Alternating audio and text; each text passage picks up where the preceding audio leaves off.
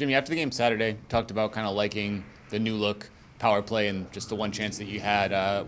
Specifically with Juice, did you see the right decisions and reads from him kind of in that new position at the center? Yeah, it'll take some time, but we've had practice time also. So, they worked on it before when they first went out in the game, and then they've had some time here again this week. So, yeah, he looks pretty comfortable. You're always a little nervous with a forward up there. He skates really well.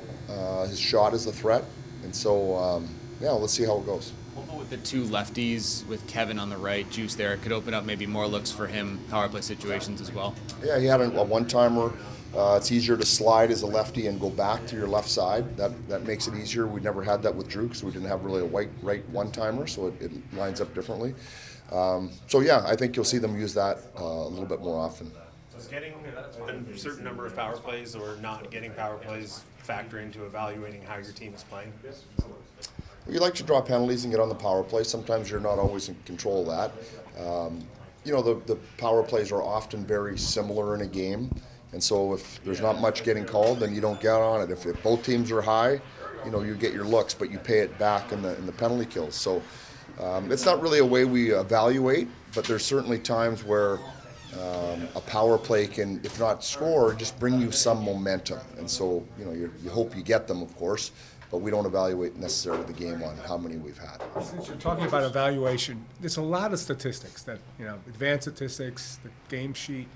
When you evaluate a game just purely statistical, are there one or two statistics that you look at saying, okay, this tells the story of the game or how my team's executing? On a team level, I think it's mostly scoring chances. We like to look at it two ways. There's scoring chances and then there's scoring opportunities, which are two different things. The opportunities maybe didn't translate into a direct chance on net, but that was an opportunity for us or the other team to score. So there's two things. There's those two things in combination, I think, are probably what we look at most. Earlier on, you guys were talking about limiting the preventable penalties, the stick infractions, things like that. Obviously, last game was really good. Have you seen that start to improve from this group these last few weeks? Yeah, we're down. We were talking about that this morning. We're down, quite a bit. Well, we were way too high to begin with and abnormally high. So we set the bar pretty high to come back underneath it. But I think we're getting there. The stick penalties have gone away for the most part. Beginning of the year, the referees typically call more penalties anyways, both sides, and then it settles in. I think the players start settling in. So I think we're at that phase now. Tonight's game 20. Do you want to give your team a grade so far, first quarter of the season? That's dangerous. I never liked to teach the grades my teachers gave, or never agreed with the grades my teachers gave me. Never not necessarily liked them. I would say a B though, Dennis. To give you an answer, I'd say a B. I would say room for improvement, no question, but not a bad job through 20. Do you think the grade that the players would give themselves matches the grade that the coaching staff would give the team at this point? Probably not. I think it's important for a player to be self-reflective, but also have an air of confidence and an air of belief in themselves that they're playing, well, and that they've got more to give, but they're doing well.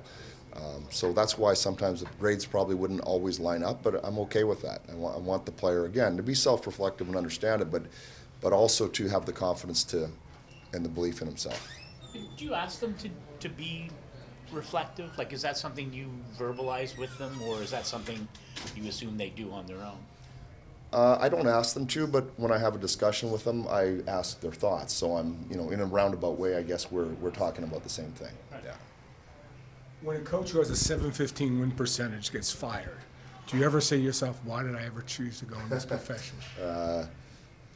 No, I don't think that's it. I think, we've all followed hockey for a long time, and different circumstances dictate a lot of different things in hockey for sure.